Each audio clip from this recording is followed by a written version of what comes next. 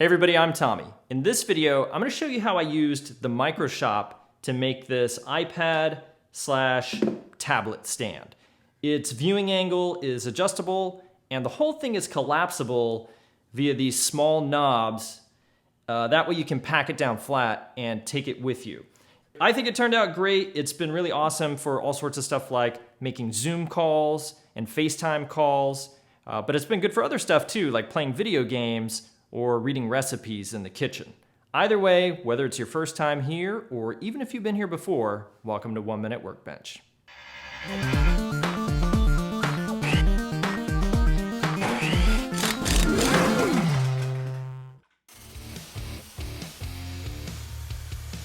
One of my main goals for this project was to show that the Microshop could build a project like this from start to finish without having to rely on my larger shop tools like my table saw, disc sander, or drill press.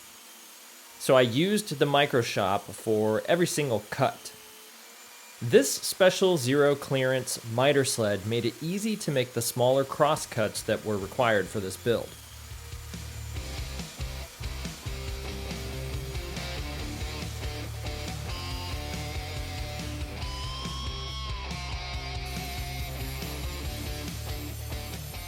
With all the cuts made, I installed the drill press and started drilling all of the holes, including this one that gets drilled directly into the end of this piece of wood. We'll come back to this in just a little bit here.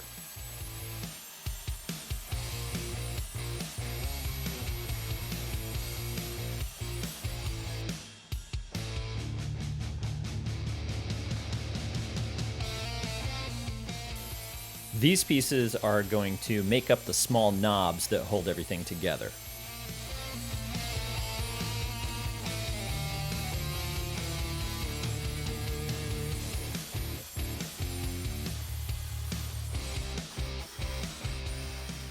I had to use my hand drill to drill this hole in the bottom of the center plate because it was just outside of the drill press's swing capacity.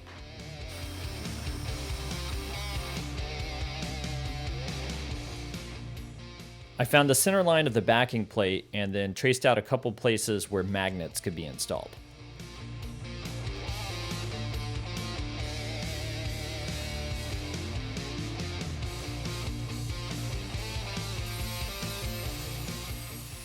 This hole will mount the backing plate to the upright arm.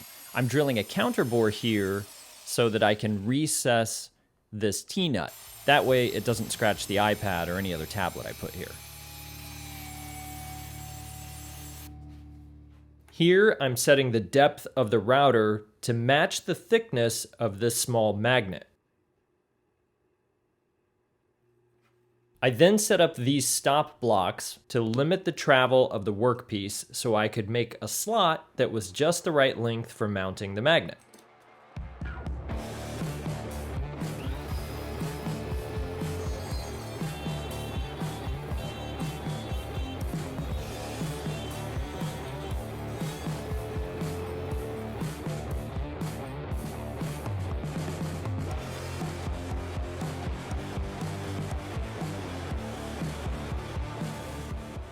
And here I'm mounting the T-nuts in the counterbores I drilled earlier. Again, this is just to help prevent them from scratching anything. I would normally wait to do all of the roundovers on a project at the same time. However, there are a few components on this project that need to have their corners rounded over before assembly because it would not be possible to round them over after assembly. That said, I'm using the disc sander on the Microshop to accomplish this task.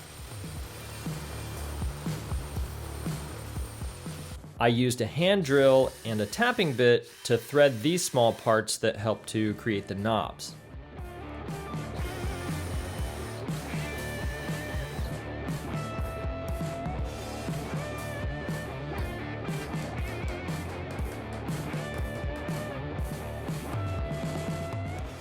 This knob design has become my favorite by far. It's incredibly simple and easy to make, yet it's also very strong. I've made lots of these over the years for all sorts of applications, and I've never had one of them fail.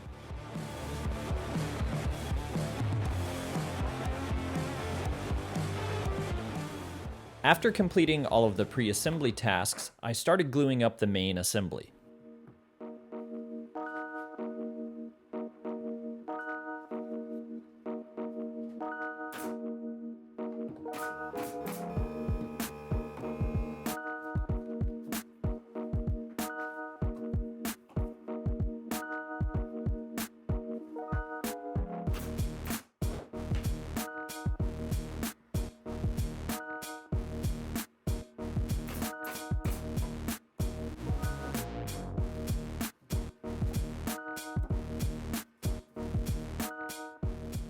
Notice this middle piece is the one with the hole drilled in the bottom. Again, we'll come back to this a little bit later.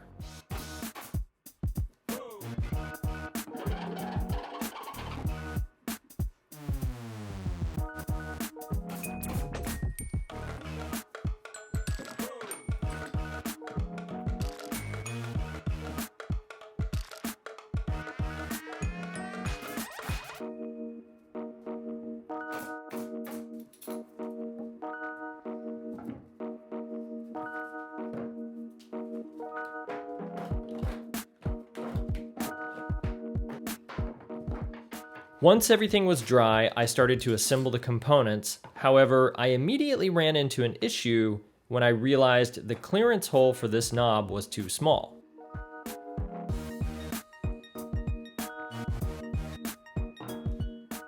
So I used a larger drill bit to open it up. Unfortunately, the drill bit pulled the top layer of veneer off, as you can see here.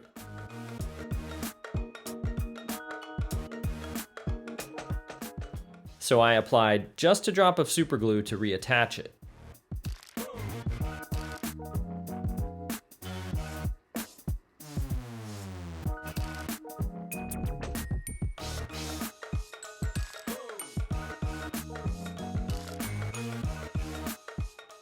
I was now able to insert the knob and thread it into the T-nut.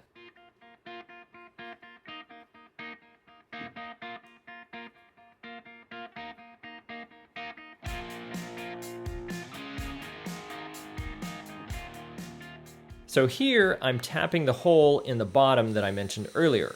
I did not tap it earlier because without the pieces glued on either side of it, the tapping bit would have been more than likely to split the wood.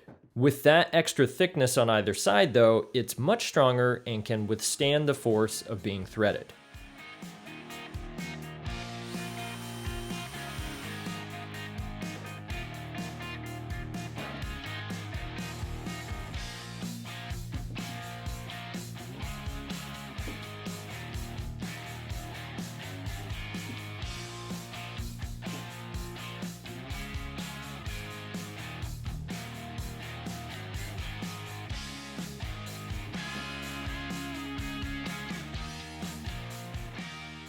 The initial assembly was looking great, so I kept going.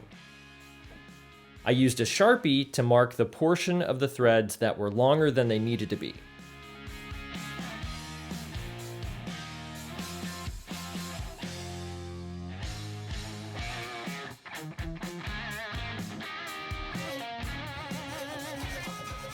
I used a hacksaw to cut them down to size and then a file to remove the sharp edges.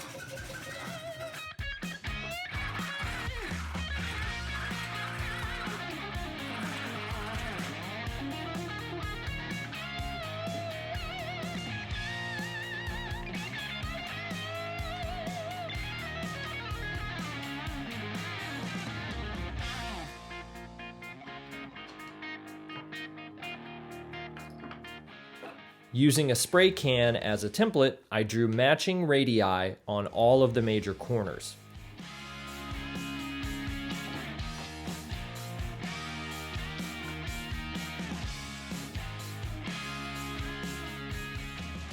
And I used super glue to secure the magnets in their slots.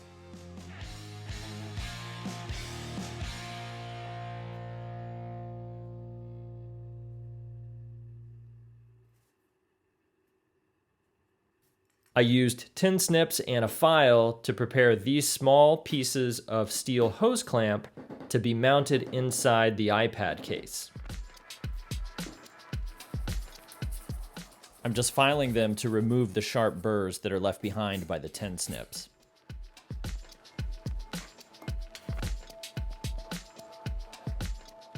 Electrical tape helps to secure them in position and prevents them from scratching the iPad.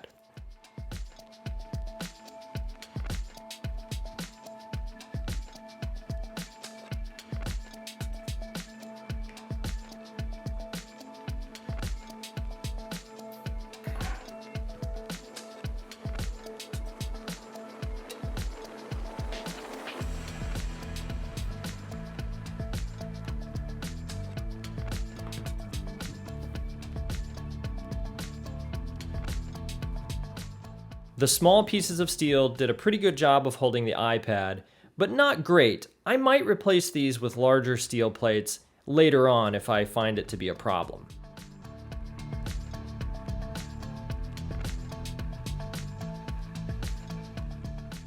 I sized up these rubber feet with a Forstner bit that was just slightly larger and then drilled a hole in one of the corners of the base.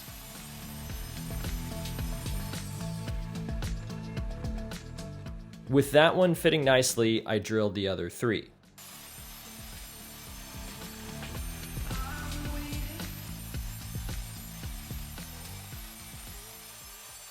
I used the sander to take off the remaining sharp edges, being sure to follow the patterns I had drawn earlier.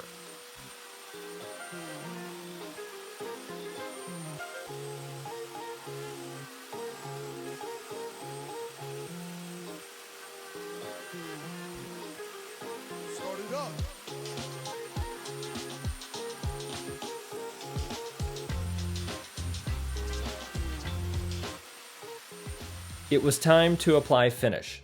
I applied 3 coats of water-based polyurethane.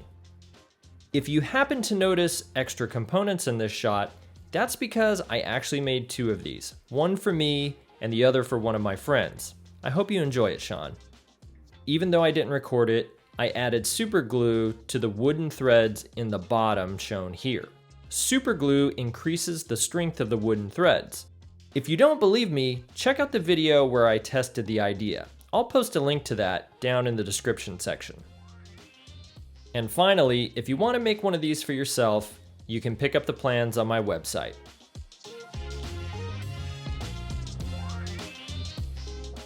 Hey, thanks for watching. I really hope you enjoyed this video. I'd love to hear what you think about this tablet stand down in the comments section. And if you have any quick questions about it, hit me up on Instagram.